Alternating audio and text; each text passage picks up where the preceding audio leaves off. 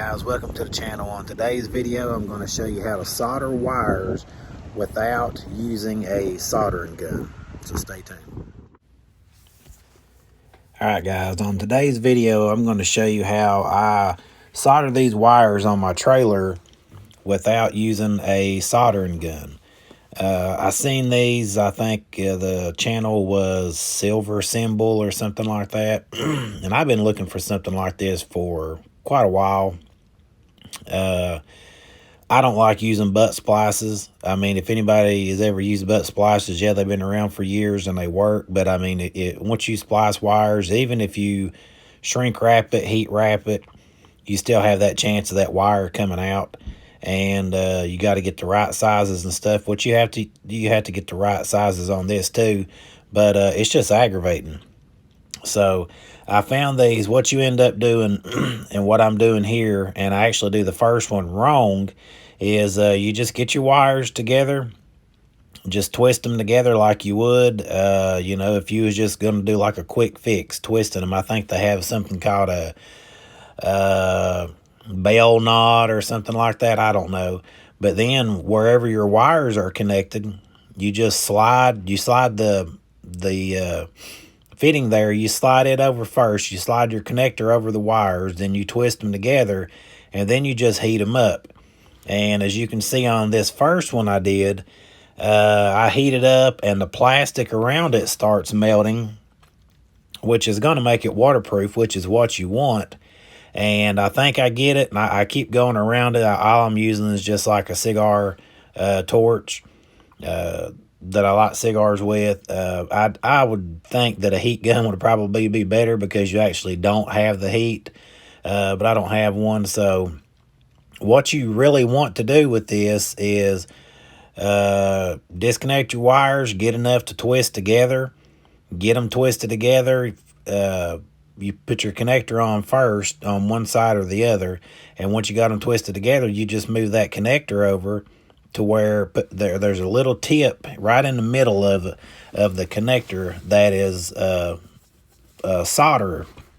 And what you'll end up doing is put it over where your wires are, and you just heat it up enough to where it busts open, and it's pretty much just like you're welding with a soldering gun.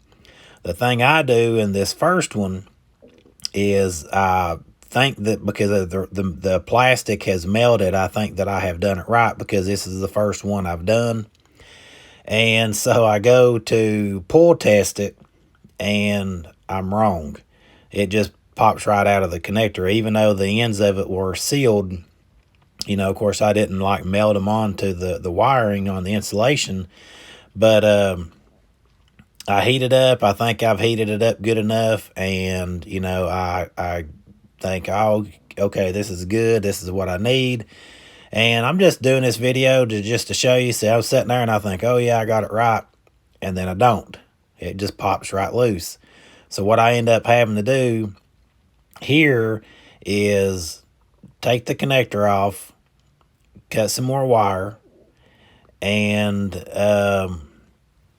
yeah, this is me debating, like, do I want to put this on YouTube or not? And then I'm like, you know what? I'm human.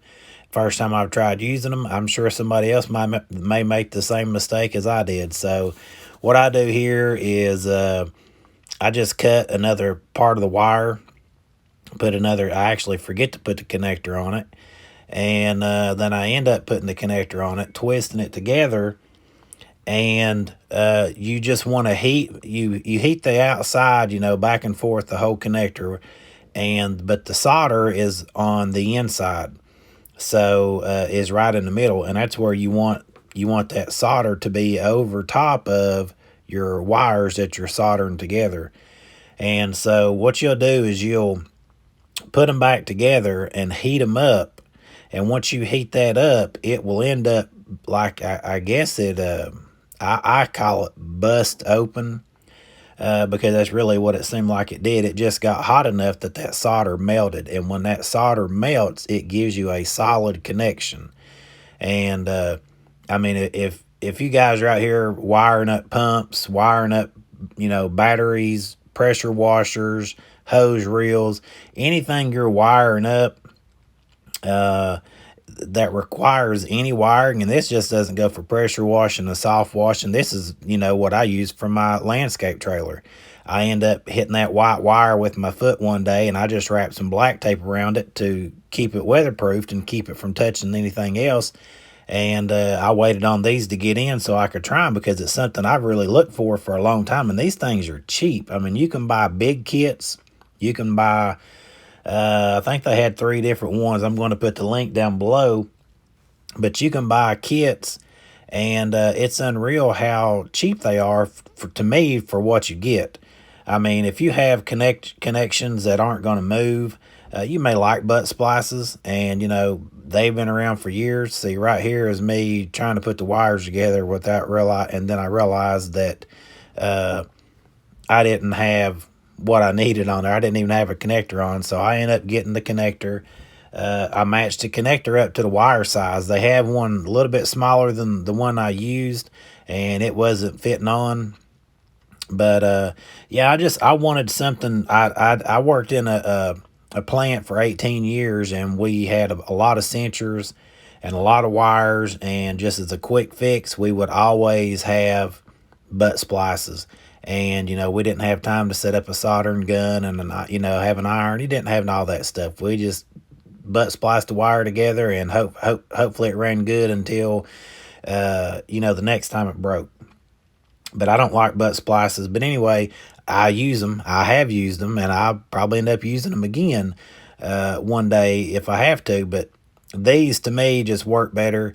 You just take the wires, twist them together, and make a good solid connection to where, honestly, if you was just to wrap black tape around it, some electrical tape around this right here, it's going to be a solid connection unless it gets pulled or jerked.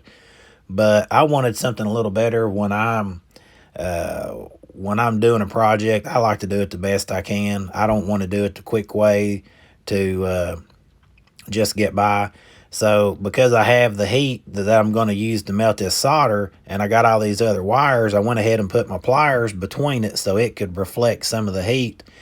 And when I started out on this, I kind of went back and forth on the connector, trying to get it melted, trying to get it warmed up. But then I finally just end up just trying to stay in the middle of this thing to where I wanted to see that, I guess you would call it a capsule, but I wanted to see that solder. I wanted to see it bust open. And when it bust open, you could really see the shininess of it. And that let me know where I was over top the wires that I had a good connection. And so that's what I did here, is I was just shielding the other wires with my pliers. I bust that open. You see how quick it is. And here I'm just taking and showing you, you can see the middle of that. You can see the middle of that has busted open, and the shininess that is around each side of that wire. So that is now a solid connection.